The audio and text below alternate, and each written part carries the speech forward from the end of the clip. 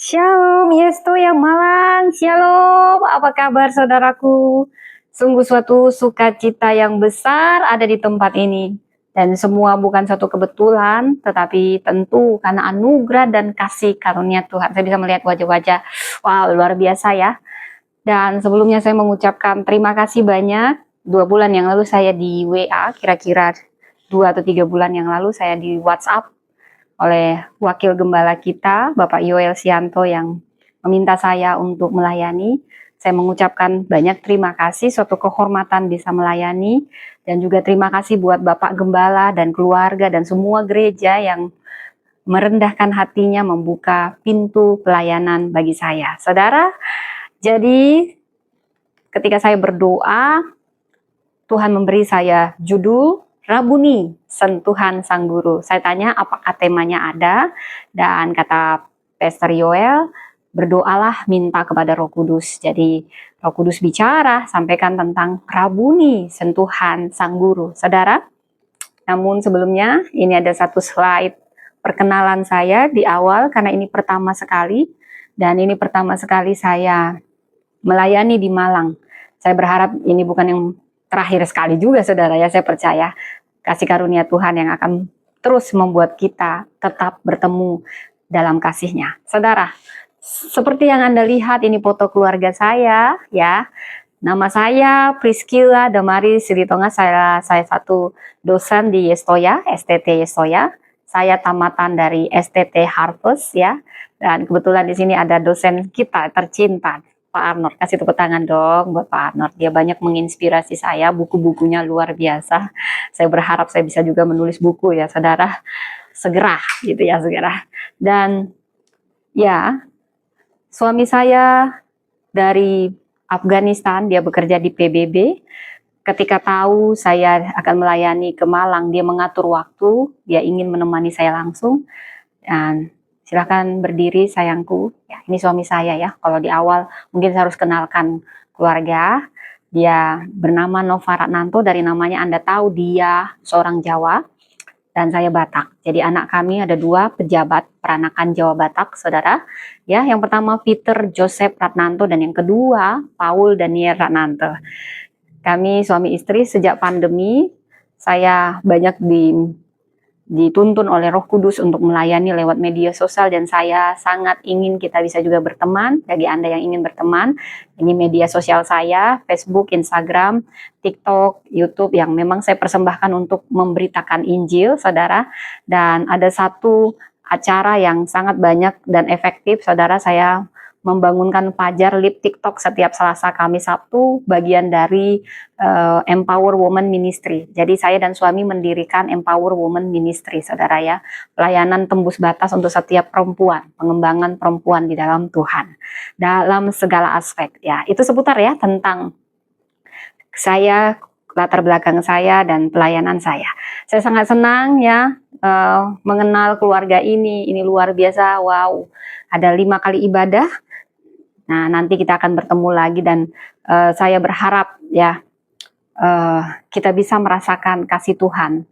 Jadi seperti dikatakan, temanya adalah Rabuni, Sentuhan Sang Guru, saudara. Sebelum kita masuk lebih dalam, mari saya ajak kita semua bersatu di dalam doa. Bapa Surgawi yang kami kenal dalam Kristus Yesus, semua karena anugerah-Mu, kebaikan-Mu kami ada sebagaimana kami ada. Hamba-Mu ini akan menaburkan firman-Mu. Tuhan, Kau yang mengutus hamba ke sini. Sembunyikan hamba di balik kuasa salib-Mu. Pakai mulut bibir hamba sebagai alat-Mu, hamba hanya sebagai alat-Mu. Roh Kudus ambil alih hamba. Bicara sepenuhnya, pribadi lepas pribadi. Kau yang menyentuh, pribadi lepas pribadi. Kami minta, hamba minta karunia hikmat, pengetahuan, kebijaksanaan, kepasihan dalam menyampaikan hanya kebenaran firman Allah. Dan hamba berdoa, kami sepakat berdoa segala kuasa, benteng-benteng keakuhan manusia apapun penghalang dalam kami memberitakan kebenaran firman Allah dihancurkan. Dan biarlah Kau tutup bungkus tempat ini dengan kuasa darah Kristus. Kami mengucap syukur untuk kebaikan-Mu, untuk anugerah-Mu, untuk kasih setia-Mu. Bicaralah Roh Kudus, bicara pribadi lepas pribadi, sentuh pribadi lepas pribadi. Yesus, Kau sentuh, kami tahu Kau hadir di sini. Dan saat Kau hadir, pada saat firman-Mu diberitakan, ada kesembuhan, ada mujizat, ada pemulihan luka-luka yang terdalam yang Kau sentuh dengan kasih-Mu. Terima kasih Tuhan, terima kasih. Berfirmanlah, kami siap mendengar di dalam nama Tuhan Yesus. Sama-sama kita katakan, amin. Haleluya, haleluya saudara. Ya, saya percaya firman Allah, Alkitab adalah firman Allah, bukan berisi firman Allah, tetapi firman Allah yang hidup, yang akan memberi kita kuasa, memberi kita hidup yang diberkati dan kemenangan. Saudara, siapa yang masih bawa Alkitab saudara? Ya, kita deklarasi, aku percaya Alkitab ini firman Allah yang akan menuntunku, membuat hidupku diberkati, dan melangkah dalam kemenangan menuju kemenangan dalam Kristus Yesus. Amin, amin, amin. Mari buka firman Tuhan saudara. Dan saya selalu menghargai firman Allah karena saya tahu setiap firman yang keluar tidak pernah kembali sia-sia. Iman timbul dari pendengaran akan firman Allah. Mari kita dengan penuh kerendahan hati dan rasa hormat kita baca firman Allah dari Yohanes 20 ayat 11 sampai 18. Saudara, saya ayat yang ke-11 dan selanjutnya Bapak Ibu dan seterusnya demikian. Yesus menampakkan diri kepada Maria Magdalena, Yohanes 20 ayat 11 sampai 18. Tetapi Maria berdiri dekat kubur itu sambil menangis. Sambil menangis ia menjenguk ke dalam kubur. Dan tampaklah olehnya dua malaikat berpakaian putih duduk di tempat mayat Yesus terbaring. Satu di bagian kepala dan satu lagi di bagian kaki. Kata malaikat itu kepadanya, "Ibu, mengapa engkau menangis?" Jawab Maria kepada mereka, "Tuhanku, telah diambil orang dan aku tidak tahu di mana mereka meletakkannya." Setelah berkata demikian, ia menoleh ke belakang dan melihat Yesus berdiri di sana. Tetapi ia tidak tahu bahwa itu Yesus. Kata Yesus kepadanya, "Ibu, mengapa engkau menangis? Siapa yang engkau cari?" Maria menyangka bahwa orang itu adalah penjaga taman, lalu berkata kepadanya, "Tuan, jika Tuan yang telah mengambil dia, katakanlah kepadaku di mana Tuan meletakkan dia, supaya aku dapat mengambilnya."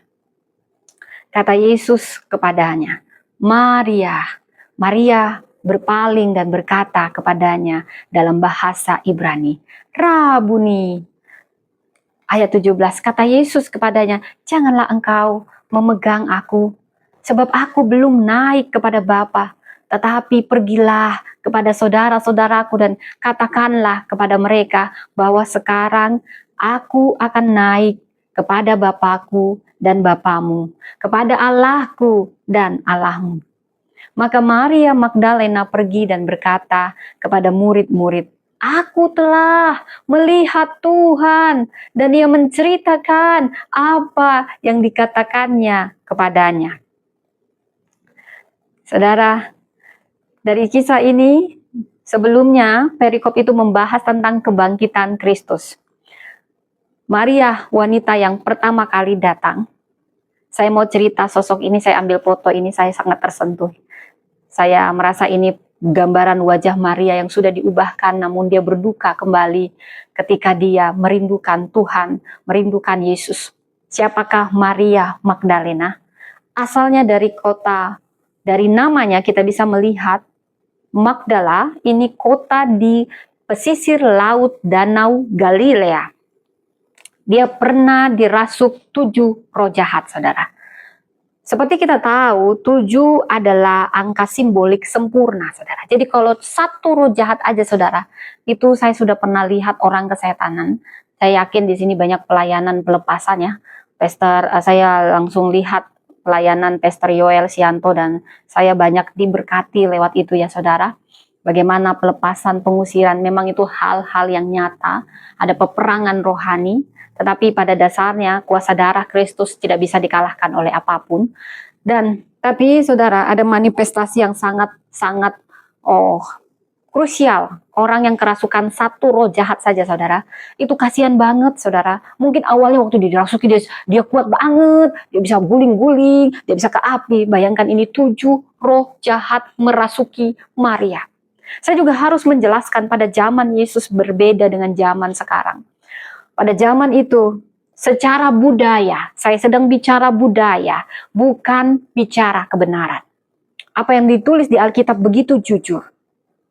Pada zaman Yesus, perempuan itu kelas 2. Makanya suara perempuan tidak didengar dan tidak dianggap sah di pengadilan. Tidak boleh memberi suara di politik. Begitu kasihannya perempuan terpinggirkan pada zaman Yesus dan pada zaman sebelumnya ya. Kaum Yahudi itu budaya patriarki sangat kuat. Perempuan bangsawan aja tetap kelas 2, apalagi perempuan yang kerasukan roh jahat, saudara. Anda bisa tahu siapa nih Magdalena. Sudah dalam status perempuan, gendernya saja, dia sudah terpinggirkan. Kalau dia perempuan yang kelas tinggi, berhasta, kaya raya, kayak saya inilah saudara ya. Amin, amin gitu ya. Jangan ya terserah. Kayak saya menyebut diri saya wanita bangsawan di dalam Tuhan. Ya nggak apa-apa lah, julukan-julukan ya saudara ya. Tetapi ini kerasukan 7 roh jahat. 1 roh jahat saja saudara, saya pernah lihat ya. Papa saya pernah terlibat okultisme. Itu ngeri sekali saudara. Sepupu saya pernah kemasukan roh jahat saudara.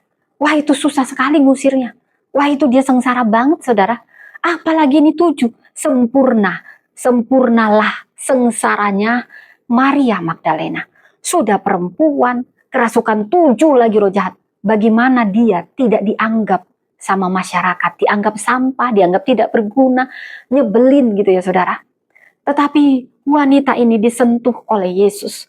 Dan sempurna pemulihan yang Yesus beri. Yesus tidak hanya mengeluarkan dia dari 7 roh jahat, tapi Yesus memberi dia kehormatan, memberi dia martabat. Itulah yang membuat Maria Magdalena bukan hanya kagum, tetapi begitu mengasihi Yesus. Bagi dia, Yesuslah hidupnya. Saudara, dia salah satu perempuan yang melayani Yesus dengan hartanya. Kemungkinan dia sangat kaya raya. Galilea adalah kota industri pada saat itu. Orang-orang yang tinggal di situ menengah ke atas, saudara. Dia perempuan yang begitu setia. Kesetiaannya begitu langka, saudara. Perempuan ini sangat langka kesetiaannya. Pada saat Yesus ditangkap, disesah, disiksa, disalibkan, dikuburkan. Hanya dia saksi langka yang setia, tidak pernah meninggalkan Yesus. Para murid laki-laki, sudah waktu Yesus di taman Getsemani mereka pada molor tidur. Dan itulah yang membuat mereka jatuh. Sehingga ada yang menyangkal. Petrus menyangkal 3 kali. Petrus yang berapi-api menyangkal 3 kali, sembunyi ketika Yesus disalibkan, ketika Yesus disesah. Paling 1 murid Yohanes, tetapi tidak selalu hadir. Tetapi perempuan ini berbeda. Dia punya kesetiaan yang amat besar, amat langka. Saudara, ketika laki-laki murid Yesus melarikan diri, dia tidak pernah jauh dari Yesus. Mungkin hatinya hancur, mungkin dia ingin bela Yesus. Dia tidak bisa, dia hanya menemani Yesus dengan air matanya. Mulai dari Yesus dipukul, dicambuk, dia tidak pernah meninggalkan Yesus. Mungkin dia nangis gemetar melihat Yesus gemetar ketika cambuk itu menarik dagingnya. Murid-murid keluar semuanya lari. Tapi Maria tidak. Bahkan setelah Yesus dikuburkan, pagi-pagi dia sudah datang, saudara. Dia datang begitu dengan dia hanya bermodalkan cinta, bermodalkan kesetiaan, saudara. Mungkin dalam lagunya, oh Yesusku, Engkaulah Raja damai. Dan hatinya hancur melihat Tuhan, melihat gurunya disiksa dan gurunya hanya diam membiarkan. Dia mungkin bertanya, kenapa Tuhan? Kau yang membebaskan aku dari 7 roh jahat, kenapa kau diam? Kenapa kau mati? Dia begitu pilu, tapi dia hanya datang dengan setia ke kubur itu. Dia tidak pernah ingin jauh dari Yesus. Pagi-pagi benar ini perempuan begitu berani. Pagi-pagi benar mungkin sekitar jam 3 atau jam 4 pagi itu masih gelap. Saya pernah keluar jam 3 atau jam 4 pagi, saudara, sosokan. Wah, itu gelap. Hanya bermodalkan kesetiaan. Dia mencari Yesus. Ada sentuhan. Dia banyak kepiluan, saudara. Saudara, bila kita tadi membaca ayatnya, ini seperti ada yang aneh. Ketika para murid, bila Anda membaca perikop sebelumnya, para murid langsung pergi, saudara. Dia hanya lihat sebentar, kubur kosong, langsung duduk kayak film kartun gitu, saudara. Tapi Maria, walaupun kubur kosong, dia tidak mau pergi, dia hanya mau dekat sama Tuhan. Bahkan untuk mayat, dia tidak mau jauh dari mayat Yesus. Saudara, dia hanya modal kesetiaan, dia tidak ngerti, dia lupa bahkan janji Tuhan. Dia hanya punya modal kesetiaan dalam ketidaksempurnaan imannya. Bahkan malaikat bicara sama dia, dia dapat kehormatan. 2 malaikat bicara, "Ibu, mengapa kau menangis?" Bila kita mengambil dari bahasa aslinya. Kalau dalam bahasa Bataknya ini mandele, saudara. Jadi kalau ada yang meninggal, biasanya perempuan yang gak siap menerima suaminya meninggal, dia mandele. Kayak misalnya anaknya masih kecil, dia tiba-tiba suaminya meninggal gitu, dia gak siap mentalnya. Dia mandele. Seperti inilah Klaus.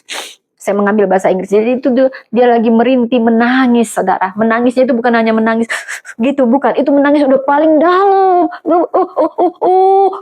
Kayak semua hidupnya di situ, saudara. Dan dia dekat kubur itu menangis. Sebenarnya dia hanya bermodalkan cinta, kasih, kesetiaan. Dia lupa janji Tuhan. Dia lupa bahwasanya Yesus akan bangkit. Tetapi sekalipun tidak sempurna imannya, Yesus datang menghampiri dia. 2 malaikat, dia tidak ngeh itu malaikat. Dia hanya bilang, dia sedang mencari Yesus yang dia tahu dalam rupa mayat. Dia lupa bahwa Yesus akan bangkit. Tuhanku telah diambil orang, dan aku tidak tahu di mana mereka meletakkan dia. Saudara, Yesus bertanya kepadanya, dia karena nangis terus, saya seperti nangis yang dia tuh hidupku, Yesus hidupku semuanya gitu ya. Yesus datang menghampiri dia. "Ibu, mengapa engkau menangis?" Dia bilang, "Tuhanku dia ambil," sambil dia nangis. Yesus tahu luka yang paling dalam di hati Maria. Maria tidak sadar itu Yesus. Mungkin Yesus sudah bangkit dalam tubuh yang lebih sempurna, saudara.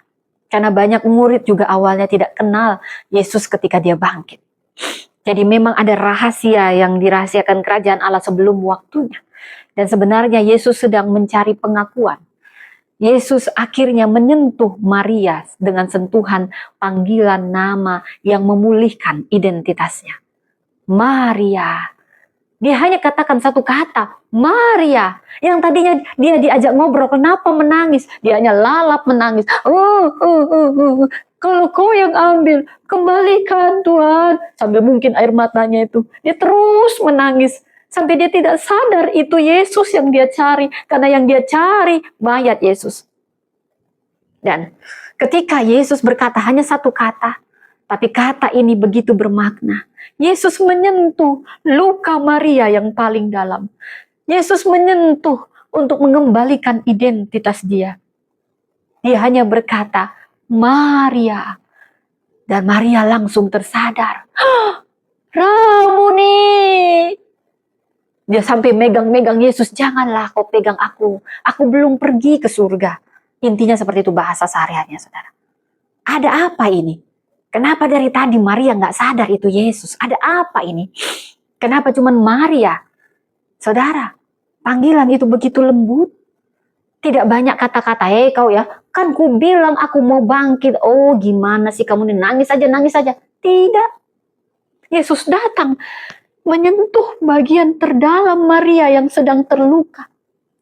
Maria dalam kesetiaannya dan ketidakmengertiannya, dia hanya bermodalkan cinta.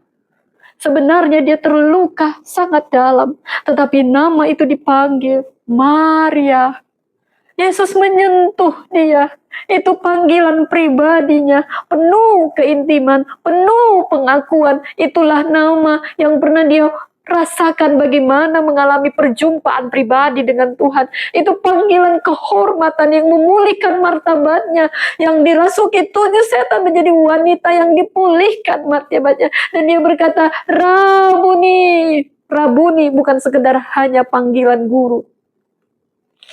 Rabuni adalah panggilan pengenalan mereka pribadi, Yesus dan Maria yang penuh kasih. Rabuni mengungkapkan, kaulah Tuhanku, kaulah penuntunku, kaulah segalanya. Dia sedang mengakui otoritas ilahi Yesus. Dia bukan hanya menyapa, itu seruan hati yang paling dalam, penuh kasih, penuh hormat kepada Yesus. Di mana hidupku dipulihkan oleh Engkau, Rabuni. Itu seperti panggilan antara Yesus secara pribadi dengan Maria. Begitu dalamnya mereka berelasi, saudara. Karena Maria, bagi dia Yesuslah segalanya. Oh Yesusku, Engkaulah Raja damai, Raja damai. Saudara, saya tidak tahu, saya berdoa saat ini, Yesus akan menghampiri Anda yang punya luka terdalam. Kadang luka kita yang terdalam, sampai kita tidak kenal, suara Tuhan memanggil kita. Apakah luka yang terdalam, yang membuat kau tidak mendengar suara Tuhan? Dari tadi Tuhan ada di dekat Maria, tapi dia hanya berduka cita,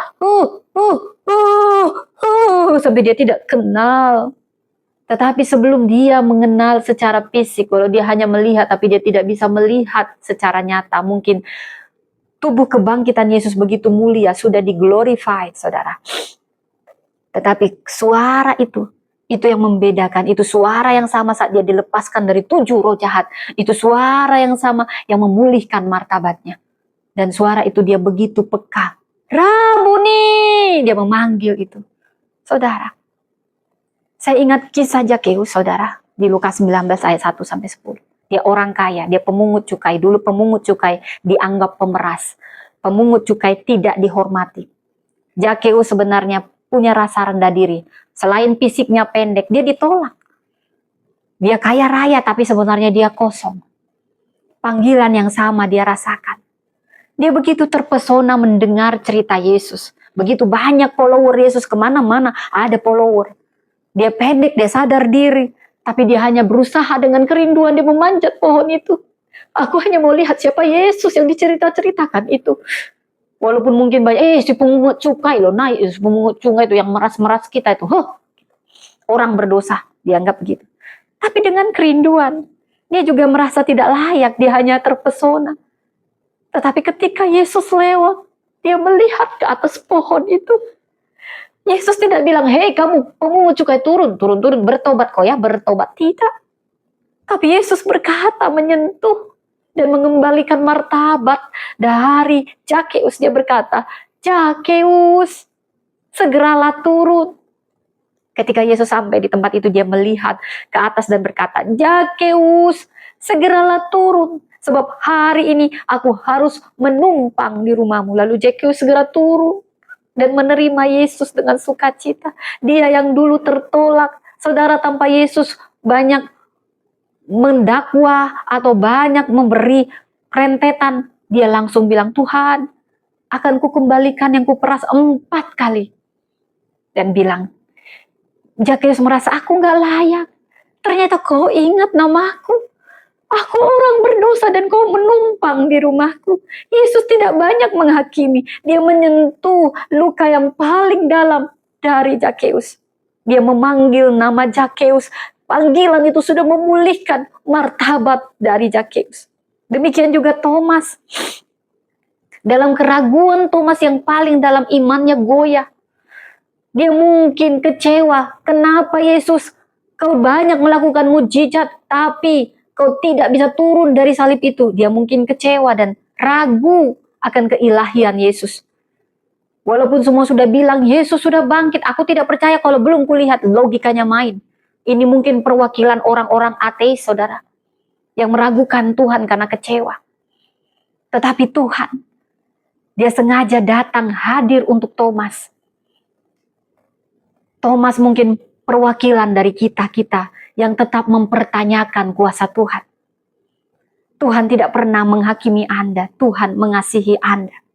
Dia mengasihi dan dia datang. Dia menyentuh keraguan iman kita yang goyah tanpa menghakimi. Thomas, taruhlah jarimu di sini, lihat tanganku, ulurkan tanganmu, cucukkan. Dan jangan engkau tidak percaya lagi, melainkan percaya. Thomas yang hampir-hampir ateis malah bilang, ya Tuhanku dan Allahku. Nama itu memulihkan dia. Sentuhan yang kedua adalah sentuhan yang menyembuhkan luka terdalam. Zakeus Thomas tersentuh, Maria tersentuh dari luka yang dalam, saudara. Ini sentuhan yang mengenal kepedihan kita. Mungkin kita merasa kita kuat atau Anda terlihat kuat, mau Anda pendeta, mau Anda gembala. Semua kita punya luka terdalam yang kadang kita nggak sadar. Tapi Tuhan mengenal kita pribadi. Dia ingin menyembuhkan rasa malu, rasa takut kita yang mungkin terkubur. Tetapi kita tidak pernah disembuhkan betul-betul. Tuhan ingin mengubah duka kita sungguh-sungguh menjadi sukacita. Bahkan ingin mengubah duka kita yang paling dalam menjadi kesaksian kita yang paling besar. Dia yang datang melakukan sentuhan sang guru itu yang menyembuhkan luka terdalam kita. Seperti yang dirasakan wanita yang tertangkap berzina, saudara. Yesus sedang menyembuhkan, menyentuh pada rasa malu dan aib yang dia rasakan. Biar kita membaca dari Yohanes 8 khususnya ayat 10. Lalu Yesus bangkit berdiri dan berkata kepadanya, hai perempuan, di mana mereka? Tidak adakah seorang yang menghukum engkau? Jawabnya, tidak ada Tuhan. Yesus bukan membenarkan dosa perempuan ini. Namun dia dengan menyentuh luka terdalam perempuan ini, menyembuhkan luka terdalam perempuan ini, dia juga menegaskan dengan kasih, pergilah, aku pun tidak akan menghukum engkau, jangan berbuat dosa lagi. Saudara, ketika perempuan ini kedapatan berzina, dia diseret. Kalau namanya kedapatan berzina, berarti pakaiannya seadanya. Kalau namanya kedapatan berzina, berarti 2 orang. Tetapi hanya perempuan ini yang dipermalukan. Siapapun Anda, walaupun Anda bukan pelacur, atau maksud saya, siapapun yang memakai jasa pelacur, dia sama dosanya dengan pelacur, saudara. Yesus selain sedang membela perempuan ini, bukan karena dosanya, tetapi karena perlakuan orang-orang yang tidak adil. Saudara, Yesus membungkuk, dia duduk ke tanah. Saya mendapat rema di sini. Kenapa Yesus? Apa yang dia tulis? Sebenarnya Yesus sedang melindungi perempuan ini dari rasa malunya. Perempuan ini diseret, artinya dia dibawa. Semua orang berdiri, hendak melempar dia batu. Ayo, ayo, ayo. Tapi perempuan ini diseret, merendahkan dia, memalukan dia. Yesus harusnya bisa berdiri begini, tapi dia sengaja membungkuk. Mungkin ada yang dia tulis, tapi saya yakin dia bukan menulis perhitungan dosa, tetapi dia sedang menulis cinta. Dan sekalian, dia sedang melindungi fisik perempuan ini, yang mungkin ada yang kelihatan, yang tidak senodoh, yang membuat dia makin malu, saudara. Dia sedang membungkuk, merendahkan diri sama seperti perempuan ini. Bukankah Yesus selalu datang mengambil tempat-tempat terhina? Dia selalu membela orang-orang yang terpinggirkan. Saudara semua berdiri siap melempar batu. Tetapi Yesus duduk membungkuk, menulis ke tanah, artinya dia membungkuk. Dia sedang mengayomi fisik perempuan ini, bukan hanya menyentuh rasa malu di hatinya. Tetapi saya baru ingat, yes, dia baru kedapatan berzina. Mungkin ada yang terlihat yang tidak pantas. Yesus sedang membalut dia, sementara orang sedang siap melempar batu. Sebegitunya Yesus mengayomi setiap orang. Dia tahu setiap luka setiap orang. Dia tahu rasa malu yang begitu dalam pada perempuan ini. Tanpa menghakimi walaupun perempuan ini salah. Dia menegur setiap orang, siapa yang berdosa duluan lempar. Perempuan ini tersentuh. Terima kasih Yesus. Kau yang mengajak aku bicara. Semua menganggap perempuan ini sampah. Tapi Yesus merendahkan diri, membungkuk. Sekalian melindungi dia secara fisik dan sekalian semua aspek Tuhan lindungi. Dia ambil aib perempuan ini yang paling dalam. Dia bilang, siapa yang tidak berdosa duluan lempar. Dan perempuan ini tersentuh. Terima kasih Tuhan. Terima kasih kau ajak aku bicara. Semua orang tidak mau bicara padaku. Tapi kau bicara dengan kasih. Kau menyentuh hatiku yang paling dalam. Sama seperti perempuan Samaria. Bukan kebetulan Yesus datang ke sumur itu jam 12. Dia menyentuh luka pada perempuan ini yang terdalam. Sampai punya 5 suami dan tidak pernah puas. Dia tersesat, rasa haus dan identitas. Bahkan dia terkejut kenapa ada orang Yahudi ngajak aku ngomong. Ngajak laki-laki ngomong aja gak pantas, apalagi aku perempuan kelas 2. Bahkan dia minta tolong sama aku, beri aku minum. Dan dia bertanya tentang suami. Dan dia tidak menghakimi, oh banyak kali suamimu begini. Tidak, kau berkata benar. Dia menyentuh luka perempuan yang terdalam. Karena memang suamimu yang sekarang bukan suamimu. Saudara, perempuan ini terkesima. Dia datang jam 12 siang, itu ada maksudnya. Dia malas dibuli-buli, dia malas dikata-katain, sehingga dia harus sembunyi mengambil air. Tapi dia heran dan terpesona dengan Yesus. Kenapa kau bicara sama aku?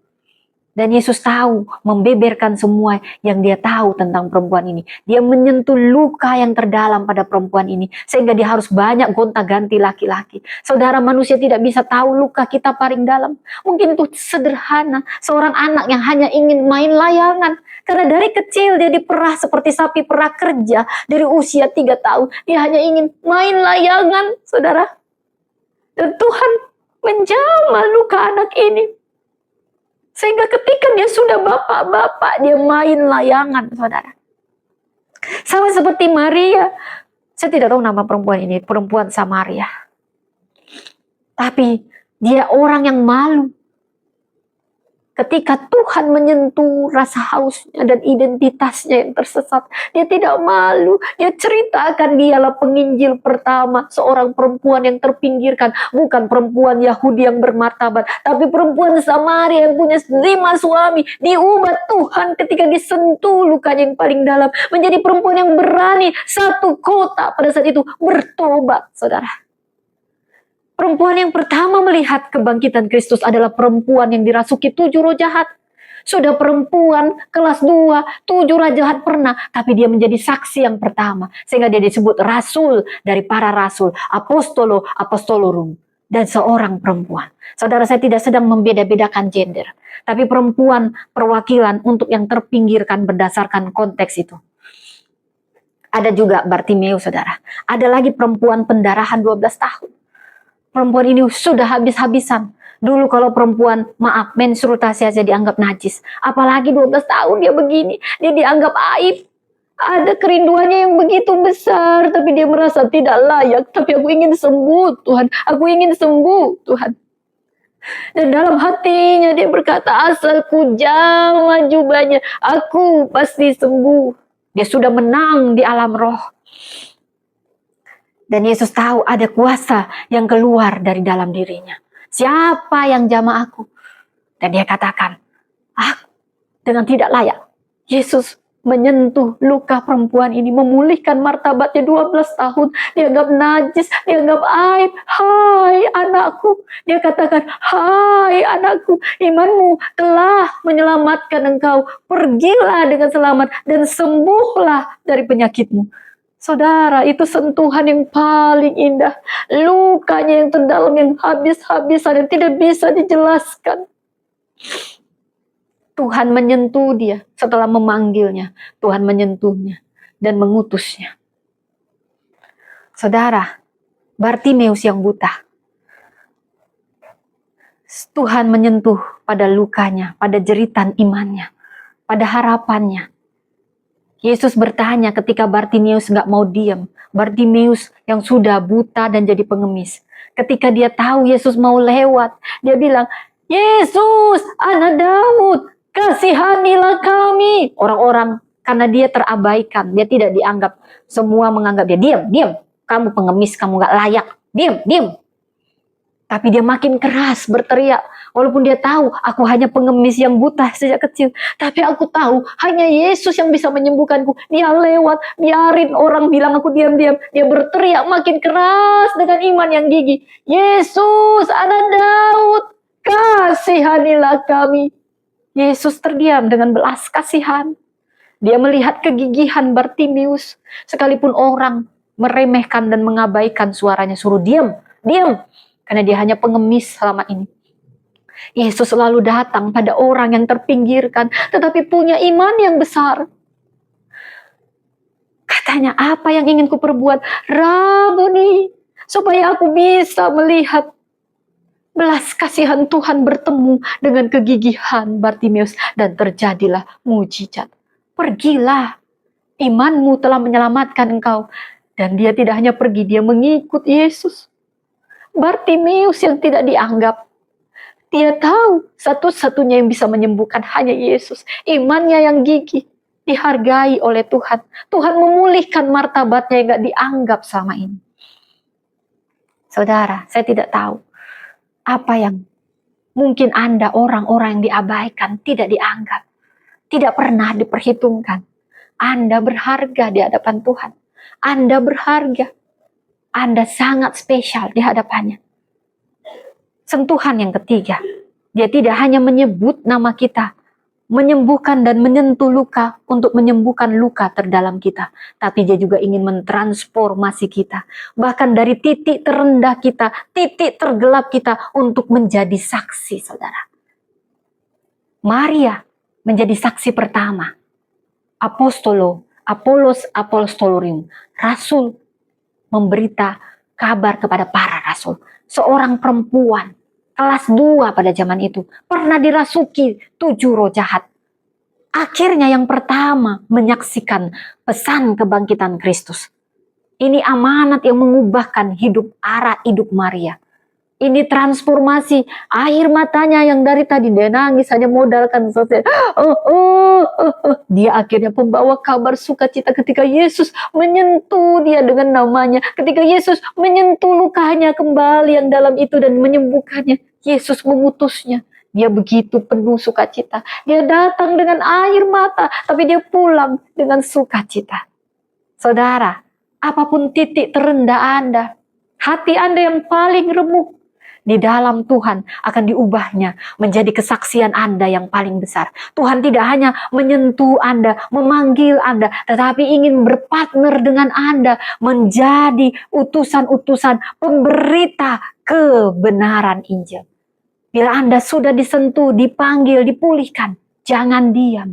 Bagikan kabar sukacita itu. Saksikan bagaimana Tuhan mengubah hidupmu.